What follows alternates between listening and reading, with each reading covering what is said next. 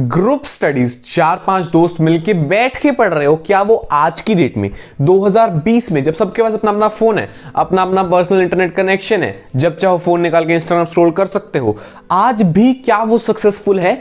क्या group study से किसी को फायदा मिल सकता है? क्या ग्रुप स्टडीज इफेक्टिव है? क्या ग्रुप स्टडीज बेनिफिशियल है? इन सारे सवालों का जवाब मिलेगा इस वीडियो में, तो मेरे साथ इस वीडियो को देखना एंड तक, और बिना स्किप किए देखोगे तो बहुत बेटर वैल्यू मिलेगी। अगर स्किप कर करके देखोगे तो कुछ मिस इंटरप्रेट भी कर सकते हो आप मेरी बात को, इसलिए शांति से तसल्ली से पूरी वीडियो देखना और आपको आपके सारे सवालों के जवाब मिल जाएंगे। Let's begin. हाँ जी दोस्तों, ग्रुप स्टडी के सीधे से फायदे आपको बताऊं क्या है। एक ग्रुप में जब मिल जाते हैं ना, तो हर इंसान दूसरे इंसान की खूबियों का फायदा उठाता है और हर इंसान अपनी कमियों को छुपा लेता है। क्या मतलब? अगर मान लो आप 4 दोस्त हो, सुनो एक सेकंड शांति से सुनो। अगर आप 4 दोस्त हो, एक बंदे को अकाउंट्स आती है, एक को बिजनेस आती है, एक को इकोनॉमिक्स आती है, एक को इंग्लिश आती है। आप चारों को अगर कहा जाए आप अलग अलग 4 सब्जेक्ट्स के पेपर दे दो, तो एक बच्चा अकाउंट्स में 100 बाकी में 0, दूसरा बिजनेस में 100 बाकी में 0, तीसरा इकोनॉमिक्स में 100 बाकी में 0 और चौथा बाकी में 0 इंग्लिश में 100। ठीक है, लेकिन अगर आप चारों मिलकर ग्रुप स्टडी करो, एक दूसरे को पढ़ाओ, एक दूसरे की कमियों को खत्म कर दो और एक दूसरे की खूबियों से फायदा उठा लो, तो क्या चारों के चारों में 100 फायदा ही फायदा। लेकिन ऐसा कैसे होगा भाई? ग्रुप स्टडी हाँ अच्छी तो चीज है यार। आपको मान लो एक सब्जेक्ट में किसी चीज में कमी है और दूसरे बच्चे को दूसरी चीज में कमी है, मिलके बैठो, डिस्कस करो, एक दूसरे की कमियां हटा दो, बहुत अच्छी चीज है। मतलब बेसिकली देखा जाए तो यार कितनी फायदेमंद चीज है कि आप एक दूसरे के ज्ञान से एक दूसरे के ज्ञान को डबल कर सकते हो, आप आपस में अपने नोट्स को बेटर कर सकते हो, एक दूसरे की दिक्कतों को सॉल्व कर सकते हो, कम टाइम में ज्यादा इंफॉर्मेशन गैदर कर सकते हो और साथ ही साथ मजे भी कर सकते हो। एक सेकंड, मजे भी कर सकते हो?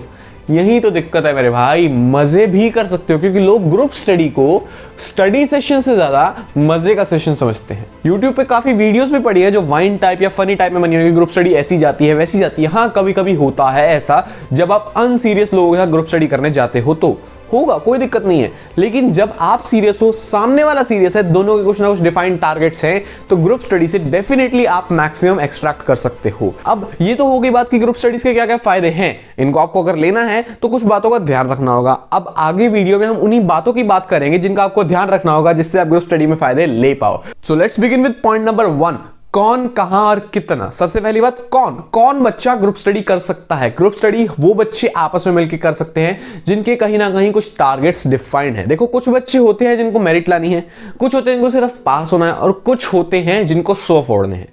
कोशिश करो कि आप अपने लेवल वाले बच्चों के साथ बैठो। लेवल इन द सेंस मैं डिस्क्रिमिनेशन नहीं कर रहा हूं, लेकिन जिनका टारगेट कहीं ना कहीं सेम हो। किसी का 95 प्लस का टारगेट है तो वो 95 प्लस वाले 4 बच्चे आपस में बैठ के ग्रुप स्टडी करेंगे तो वो ज्यादा बेनिफिशियल होगी। 80 वाले आपस में करेंगे ज्यादा बेनिफिशियल होगी। 33 वालों को तो वैसे ही आ जाएंगे, इतने एफर्ट्स मारने की जरूरत नहीं है। सीरियसली बताऊं, पास होना बहुत आसान है। बोर्ड्स में पास होना बहुत ज्यादा आसान है, लिटरली आप बहुत कम पढ़ के भी पास हो सकते हो। ठीक है, तो बात मैं कह रहा था कि अपने सेम टारगेट वाले बच्चों को ढूंढो। नहीं मिलते तो कोई दिक्कत नहीं है, लेकिन कहीं ना कहीं ये ढूंढो कि उन बच्चों का अपना डिफाइंड टारगेट हो। कुछ बच्चे होते हैं जिनको पढ़ना ही नहीं है, मेरे को पढ़ना ही नहीं है, मैं पढ़ाई में एफर्ट मारूंगा ही नहीं सारा साल, मैं सिर्फ जनवरी, थोड़ा सा फरवरी और मार्च पढ़ूंगा, बस बात खत्म, मैं बाकी साल नहीं पढ़ूंगा। तो उन बच्चों को अगर आप ग्रुप स्टडी में लाओगे तो ना तो वो खुद पढ़ेंगे ना तुम्हें पढ़ने देंगे। तो स्पष्ट सी बात यह है कि ऐसे बच्चों को, हाँ दोस्त हो ठीक है, अच्छी बात है, साथ घूमो चिल मारो, कोई दिक्कत नहीं है, लेकिन जब ग्रुप स्टडीज की बात आए तो ऐसे बच्चों को बीच में इंक्लूड ना करो जो आपका टाइम खराब कर दे। ठीक है, दूसरी चीज क्या थी हमारी, कहां का सीधा सा जवाब है जहां वो माहौल हो।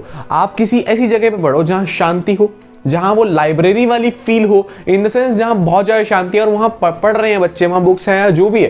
किसी के घर इकट्ठे होकर पढ़ना है तो पढ़ो, कोई दिक्कत नहीं है, लेकिन अपने आप में इतने सेल्फ डिसिप्लिन हो कि किसी के मॉनिटर किए बिना आप पढ़ सकते हो। लाइब्रेरी में हो तो लाइब्रेरी में आपको कह देगा कि चुपचाप पढ़ लो, बातें नहीं करनी, टाइम वेस्ट नहीं करना। अपने स्कूल में पढ़ रहे हो तो टीचर कह देगा, ट्यूशन में पढ़ रहे हो ट्यूशन टीचर आपको कह देगा। लेकिन क्या आप अपने आप में इतने सेल्फ डिसिप्लिन हो कि अपने आप पढ़ पाओ? अगर हो तो बहुत अच्छी बात है, एक दूसरे के घर जाके पढ़ो, कोई दिक्कत नहीं है। लेकिन यार ग्रुप स्टडी के टाइम अपने आप में एक अंदर से मोटिवेशन होनी चाहिए कि मैं पढ़ने आया हूं, मुझे पढ़ना है। हाँ थोड़ी देर बाद ब्रेक लेंगे, बातें मारेंगे, मजे मारेंगे, ठीक है, लेकिन जब पढ़ना है तो पढ़ना है। और फॉर हाउ लॉन्ग वाली बात वही आप पे डिपेंड करता है। एक सेशन में एक सब्जेक्ट को 3 घंटे मैक्सिमम रखो, 2.5-3 घंटे बहुत होते हैं। और 50-10 वाली थ्योरी तो अपनी है ही है, 50 मिनट पढ़ो 10 मिनट रेस्ट, 50 मिनट पढ़ो 10 मिनट रेस्ट, और एक सब्जेक्ट को, एक चैप्टर को, एक टॉपिक को 3 घंटे से ऊपर मतलब ही नहीं। इसके बाद आपका दिमाग फट जाएगा, तो दिमाग खराब मत करो। आप उसके बाद बहाने ढूंढोगे, फोन निकालने के, टाइम देखोगे, घर जाने के बहाने ढूंढोगे, जो भी है, कहीं ना कहीं बस ये सोचो कि 3 घंटे मैक्सिमम और 50-10 करके चलना है। ठीक है, ये 3 बातों को आपने ध्यान रख लिया। उसके बाद आपको ध्यान रखना है कि जब भी आप ग्रुप स्टडी करने बैठो पहले से ही आपके टारगेट्स डिसाइड हो कि भैया आज हम पढ़ेंगे, ये पढ़ेंगे और इसको खत्म करके उठेंगे, इससे पहले नहीं उठेंगे। पहले से टारगेट डिसाइड रखो। ठीक है, और जब भी 3 दोस्त 4 दोस्त, पहली बात तो इसमें बहुत ज्यादा बंदे लेने, 10-10 15-15 बंदे लेने ग्रुप स्टडी में, 3-4 मैक्स। ठीक है, आप जितने कम होगे उतनी बेटर ग्रुप स्टडी होगी। ठीक है, और ये भी नहीं है कि 2 बंदे लग जाओ, उसमें कोई बेनिफिशियल मैक्सिमम एक्सट्रैक्ट नहीं हो पाता। हाँ ठीक है, 2 हो अच्छी बात है, लेकिन वही बात है यार, 3-4 ऑप्टिमल रेंज है। ठीक है, तो मैं बात कर रहा था सबसे पहले तो प्री डिसाइड करके बैठो। दूसरा, जब भी ग्रुप स्टडी करने आ रहे हो सारे अपने अपने घर से उस टॉपिक को पढ़ के आओ, उसके नोट्स बना के आओ। तीसरा, जब भी आओ तो पार्टिसिपेशन रखो। जो भी दिक्कत है शर्माओ मत, आपको जो चीज नहीं आती एक्सेप्ट दैट, मुझे नहीं आती भाई मेरे को समझा दे, एक दूसरे से पूछो। जितना ज्यादा आप पार्टिसिपेट करोगे उतना ज्यादा आपका फायदा होगा। तो जो चीज नहीं आती है वो पूछो, और जो चीज आती है सामने वाला पूछ रहा है उसको समझाओ, क्योंकि समझाने से भी बहुत ज्यादा रिवीजन होती है। ठीक है, ये बात। और लास्ट में जो मैं कहूंगा कि भैया जब भी आपका ग्रुप स्टडी का सेशन खत्म हो, एक अलग कॉपी में वो चीजें नोट कर लो जो आपको आज नहीं मिली हैं, यानी कि वो बुक में नहीं है, वो किसी बच्चे के नोट्स में है, या वो किसी ने कहीं से सुनी, उसने आपको समझा दी, ऐसा सब कुछ भी है तो आप नोट कर लो। और at the end exam time पे वो कॉपी की फोटोकॉपी करवा के सारे बच्चे आपस में पढ़ लो। जब भी आप वहां से उठो, आप जाने लगो, तो एक 2 मिनट 3 मिनट 5 मिनट का रिवीजन ट्रैक मारो कि भाई आज 3 घंटे हमने क्या क्या पढ़ा। हमने ये पढ़ा, ए बंदे ने हमें ये नई बातें बताई, बी ने हमें ये नई बातें बताई, सी के ये डाउट्स थे क्लियर कर दिए, और डी को ये नहीं आता था हमने समझा दिया। एक ओवरव्यू रखो कि हमने आज के ग्रुप स्टडी सेशन में क्या किया। और अगली बार जब भी मिलो, मे बी आप संडे करो, मे बी आप हफ्ते में 2 दिन करो, रोज नहीं करनी होती ग्रुप स्टडी। ठीक है, ग्रुप स्टडी रोज का काम नहीं है, रोज आपकी सेल्फ स्टडी ही होगी। ग्रुप स्टडी कभी कभी करो, खुद के डाउट्स क्लियर करने के लिए, औरों के डाउट्स क्लियर करने के लिए, खुद के माइंड को और शार्प करने के लिए, नई नई बातें सीखने के लिए, ये सब कुछ। तो जब भी करो आप अगला बैच लगाओ, पिछले वाली चीज के रिमाइंडर्स नोट कर लो कि भैया पिछली बार हमने ये किया था, हमें ये समझ आ गया था, आज नई चीज शुरू करते हैं, नई चीज पर डिस्कशन करते हैं। ओके, अब ये वीडियो यहां खत्म हो चुकी है। अगर आप जाना चाहते हो जा सकते हो, बहुत अच्छी बात है, आपने कुछ सीख लिया। लेकिन अगर आपको मेरा एक्सपीरियंस जानना है ग्रुप स्टडी का कि मैं ग्रुप स्टडी कैसे करता था, तो वो भी देखते जाओ, कहीं ना कहीं उससे भी कुछ सीख के जाओगे। मैंने ग्रुप स्टडी की है, हाँ अच्छी खासी की है, लेकिन बहुत ज्यादा नहीं की। मैं बताता हूं कैसे। जो मैंने आपको चीजें बताई उस टाइप की ग्रुप स्टडी मैंने थोड़ी कम ही की है। मेरे दोस्त थे जो अपने नोट्स बनाते थे, हम नोट्स आपस में डिस्कस करते थे, एक दूसरे के नोट्स से नई नई चीजें सीखते थे, एक दूसरे से डाउट्स लेते थे, यही सब कुछ था। ठीक है, लेकिन एक और टाइप ऑफ ग्रुप स्टडी थी हमारी जो चलती थी, कि आपको पता है मेरे को पढ़ाने का शौक है, मैंने पूरी बिजनेस स्टडीज अपने चैनल पे डाल रखी है, यहां लिंक है, जाके देख सकते हो। तो मैं सिर्फ बिजनेस नहीं, business, accounts, economics, English, math सब कुछ समझा देता था, पढ़ा देता था।